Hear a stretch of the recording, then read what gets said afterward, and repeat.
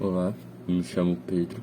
Vou apresentar agora o trabalho junto com um parceiro de equipe, o Guilherme e o André Felipe. A gente vai falar sobre o dadaísmo. Bom, primeiramente eu vou falar o que é dadaísmo. Dadaísmo foi um dos movimentos de vanguarda do início do século XX, e seu nome ele é derivado da palavra dada, que pode ter diversos significados porque ela tem muitas línguas. E também ao mesmo tempo ela pode significar nada, por isso que ela foi escolhida para ser utilizada. Ele surgiu em 1916 durante a Primeira Guerra Mundial, com um movimento de contestação aos valores culturais.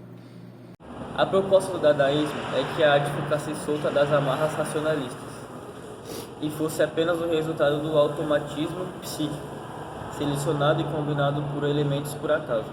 O dadaísmo foi um movimento de negação, tratava de negar totalmente a cultura e defendia o absurdo, a incoerência, a desordem e o caos. Conceito do dadaísmo. Segundo os estudos, o dadaísmo tem como conceito ser um movimento composto por artes caprichosas, colorida, espirituosamente sarcástica e às vezes totalmente tola. Quem seguia a linha do dadaísmo era contra a sociedade, acima de tudo contra a arte. Eles queriam destruí-la a partir de uma postura ilógica. No dadaísmo, celebrava-se a infantilidade. Não havia preocupação com a estética visual, mas com a ideia, a falta de sentido era próprio significado. O objetivo era provocar o público, o qual por vezes sentia-se revoltado com as formas de antiguidade propostas. A intenção dos dadaístas era causar choque e indignação contra suas expressões. No dadaísmo eram usados materiais como tapeçarias geométricas a vidro, gesso e relevos de madeira. Além disso, são famosas as assemblagens, no francês, colagem com materiais, e fotomontagens também. Uma das expressões mais famosas do dadaísmo eram as fotomontagens. Artistas como Hans Arp, Howell Husman, George Gross e Heinrich Hoch foram alguns dos nomes que adotaram a técnica, que consistia em recortar fotografias de jornais e revistas para criar colagens absurdas e satíricas. Esses artistas colocavam recorte de palavras dos fundadores da arte conceitual e o inventor dos ready-made, sendo uma figura icônica também da arte abstrata. Com uma visão vanguardista, esse artista plástico e poeta francês viajou para os Estados Unidos para melhorar o seu processo criativo. Lá, ele se uniu ao dadaísmo e produziu peças polêmicas. Uma das principais obras do dadaísmo chama-se A Fonte, criada em 1917 por Marcel Duchamp. A obra é um mictório sem encaramento de porcelana branca. Outra obra famosa do Duchamp foi uma cópia da Mona Lisa, mais famosa pintura do italiano Leonardo da Vinci, com um bigode. Outras obras famosas são A Roda de Bicicleta, The Last Tears, Mustache Hat, Prelude to a Broken Arm, The Lying Glass e Humble Imperator, dos artistas Max Ernst, Marcel Duchamp, Hans Arp e Man Ray. Bom, como e onde surgiu o dadaísmo? Para contextualizar melhor, eu vou falar antes no pós-guerra, que aconteceu depois da Primeira Guerra Mundial, iniciou o dadaísmo. Vou falar agora primeiramente sobre o pós-guerra. A Europa se encontrava em um momento muito delicado porque, por conta da guerra, aconteceu vários atos de crueldade, atos de crueldade repletos por horrores, que foram marcados por conta da guerra. E com essas coisas acontecendo, um diretor de teatro chamado Hugo Ball, em conjunto com a sua esposa, decidiram abrir um café literário, cujo objetivo, além de servir café, alimentos, essas coisas, era abrigar diversos artistas que eram exilados dos seus países por conta da guerra. E foi inaugurado no dia 1º de fevereiro de 1916.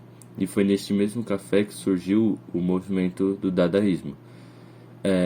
Lá costumava se reunir muitos poetas, artistas e professores, artistas de escolas, da escola cubista da França, expressionismo alemão e do futurismo italiano, formando assim um movimento completamente diferente que ninguém havia presenciado antes. O dadaísmo, aí nesse café, esses artistas que se juntaram, eles eram artistas plásticos, escritores, atores, pintores, músicos, poetas e até alguns médicos, entre outros diversos pessoas que se juntavam lá para fazer arte em si. E eles tinham em comum um sentimento de raiva, cinismo e decepção com os acontecimentos que estava tendo na época, que era a guerra. Agora eu vou falar sobre o dadaísmo no Brasil. Assim como outras diversas vanguardas europeias, o dadaísmo também teve grande influência no território brasileiro.